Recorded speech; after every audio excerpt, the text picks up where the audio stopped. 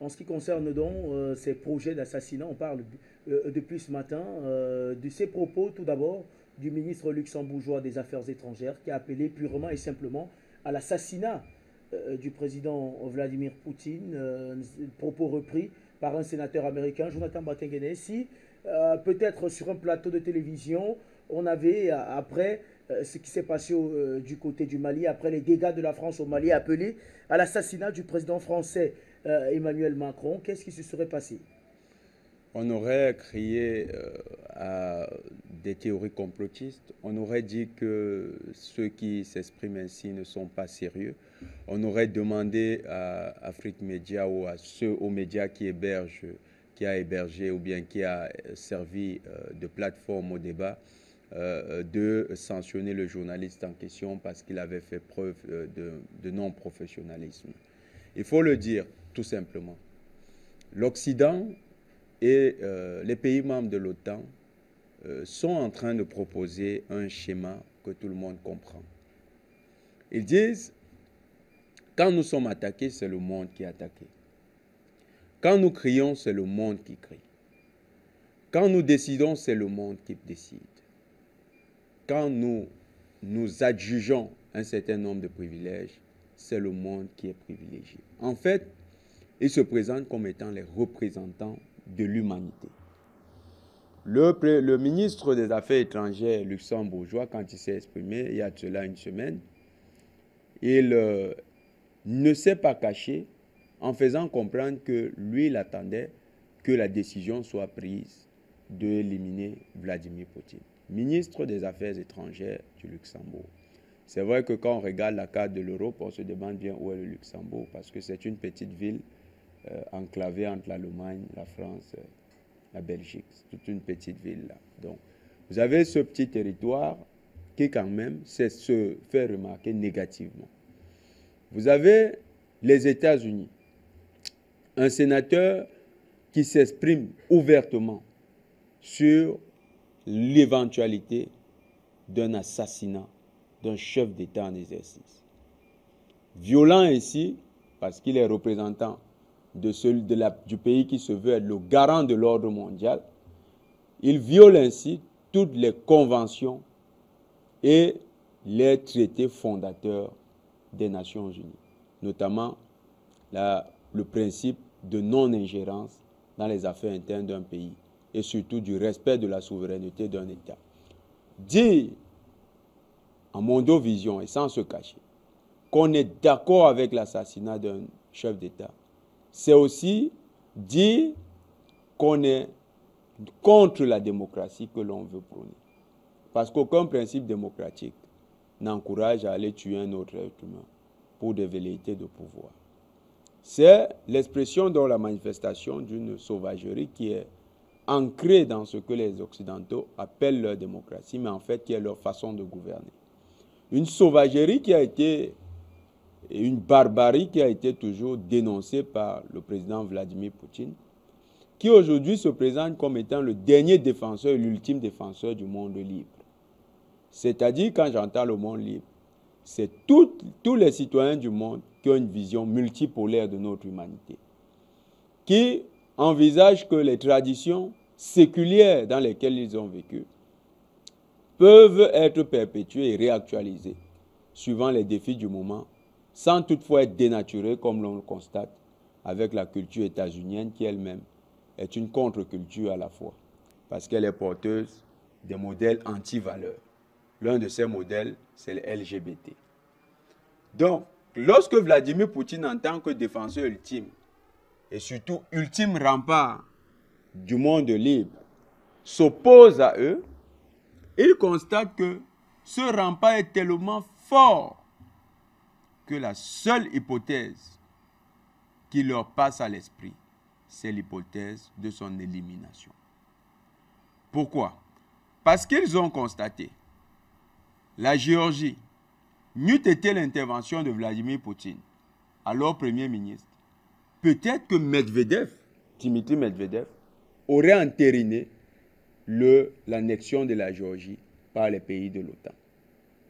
Le fait que le Premier ministre Vladimir Poutine, à l'époque, devenu aujourd'hui président de la Fédération de Russie, se soit insurgé contre un tel projet leur a montré que ce rempart ne tient pas seulement, ne tient pas à tout l'establishment russe, mais ça tient à la volonté d'un individu. Et c'est pourquoi nous croyons que parfois le monde peut être hegelien. Le monde n'est pas toujours une démocratie collective comme le veut représenter la bien-pensant de l'Occident libéral. Parfois, le monde est hegelien. Pourquoi? Parce que Hegel, le philosophe allemand, pensait qu'il y a des grands esprits qui font l'histoire. Et Vladimir Poutine, contrairement à Napoléon, qui a fait l'histoire de la France, la plus grande histoire de France, c'était Napoléon. Contrairement à Napoléon, Vladimir Poutine incarne véritablement le dirigeant éclairé qui a une vision pour l'humanité. À côté de lui, il est accompagné par d'autres dirigeants comme Xi Jinping. Mais notez une chose, ils veulent éliminer Vladimir Poutine parce que Vladimir Poutine est à la tête de la plus grande armée mondiale.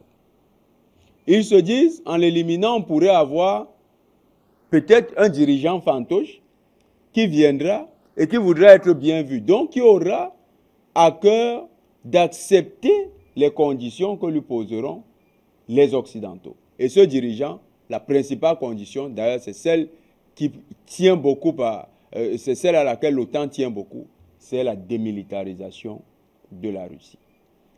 Le gouvernement suivant qui sera considéré comme un ennemi, c'est la Chine. Les Chinois en sont conscients. C'est d'ailleurs pourquoi vous allez remarquer que dans les convois militaires russes, il y a la presse chinoise. Les Chinois ont accès à l'information de premier plan, comme les Russes. Et d'ailleurs, nous encourageons les Africains à shifter totalement. Je ne sais pas pourquoi. C'est les antennes paraboliques que nous utilisons pour recevoir les signaux. Il y a un téléspectateur hier qui nous a intéressés parce qu'il a dit quelque chose. C'est sa télévision. C'est lui qui décide de voir une chaîne de télé.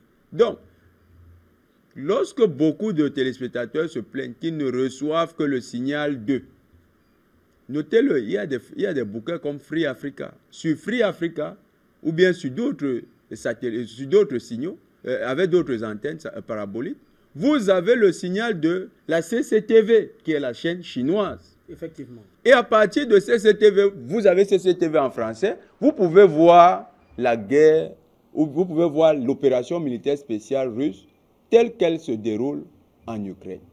Vous ne serez plus bombardé d'images. C'est quand même vous qui choisissez. Effectivement.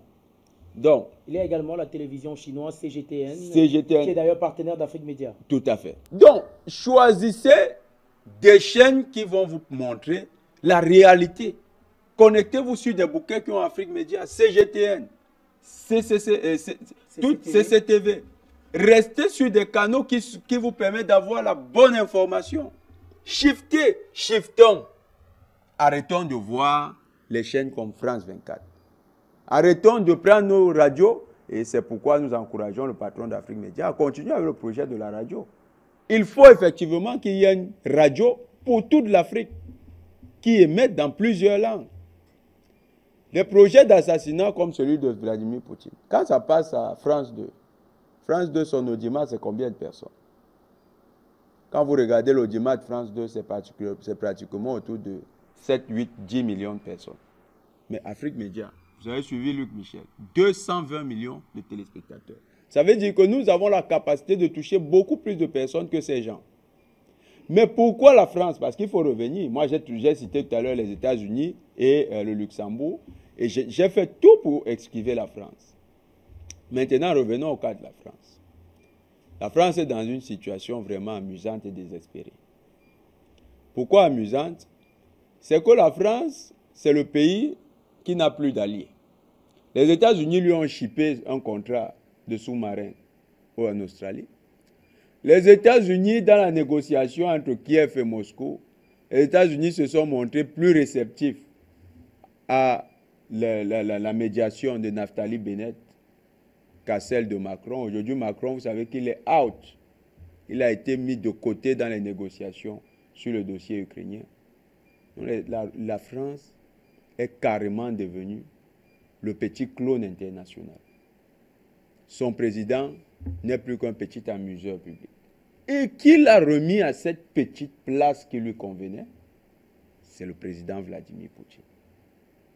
Quand les journalistes de France 2 se permettent de tenir un discours aussi irrévérencieux, mais en plus un discours de défiance vis-à-vis du président russe, c'est aussi parce que au niveau du Quai d'Orsay, au niveau de l'Élysée, ils ont eu désormais le quitus. Cela est entretenu. Tout à fait, ils ont eu le quitus. Parce que la France sait que sa chute actuellement accélérée, parce qu'elle était en chute. Mais c'est comme si le président Vladimir Poutine a enlevé tous les freins du véhicule qui est sur une pente morte. Alors, la chute de la France qui s'accélère, elle est en grande partie due au fait que la présence de Vladimir Poutine au Kremlin et le rapprochement des pays africains auprès de lui est en train d'accélérer cette dernière. La France donc voit en Vladimir Poutine la principale menace. Elle ne voit pas Vladimir Poutine simplement comme le président de la Russie, mais comme la menace qui a accéléré son déclin. Dans le monde occidental, est-ce que vous savez, toutes les sanctions qui ont été prises par les Occidentaux, ces sanctions sont contre l'Union européenne. C'est les États-Unis qui ont dicté les sanctions. Le pays qui a le plus appuyé ces sanctions, c'est l'Angleterre. La France qui joue au petit clown dans tout ça ne s'était pas rendu compte du poteau rose. Aujourd'hui, elle en est consciente. Prenez donc les situations. L'Angleterre n'est pas membre de l'Union européenne. Effectivement. Quand l'Union européenne est frappée sur la question des importations de blé et gaz, l'Angleterre avait déjà ses partenariats avec les États-Unis. Donc l'Angleterre était sortie depuis, l'Angleterre même avait préparé des situations aussi catastrophiques bien avant l'Union européenne.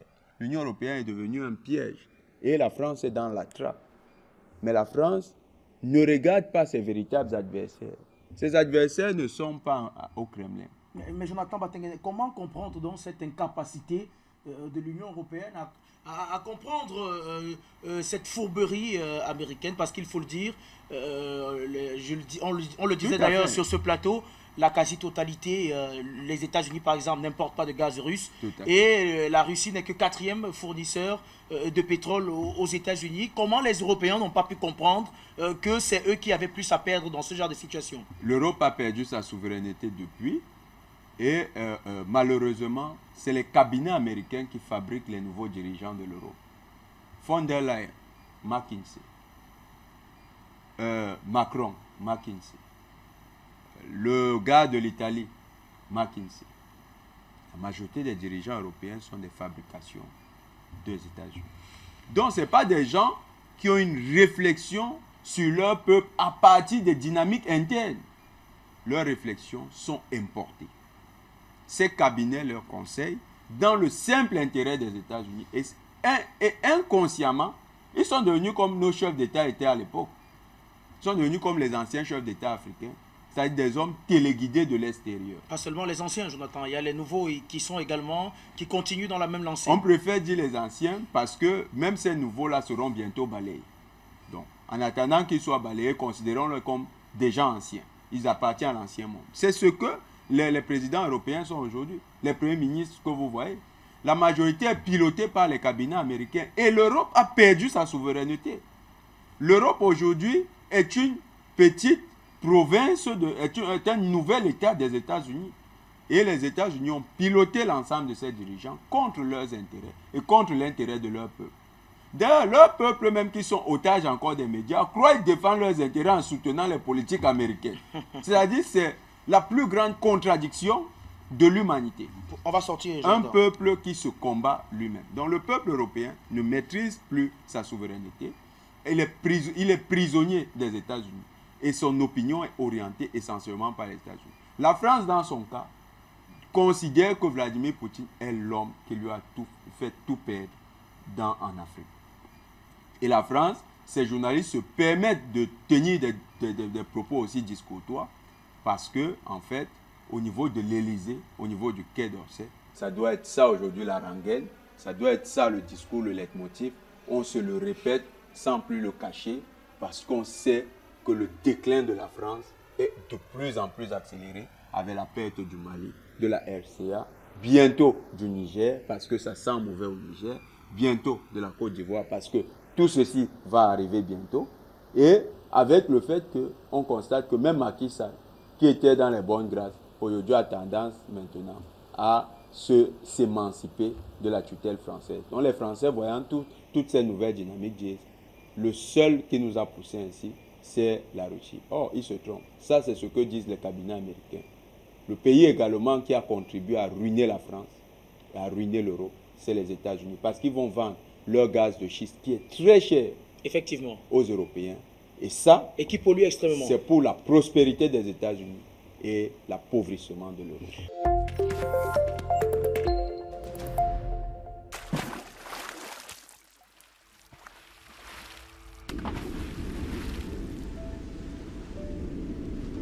Afrique Média. Le monde, c'est nous.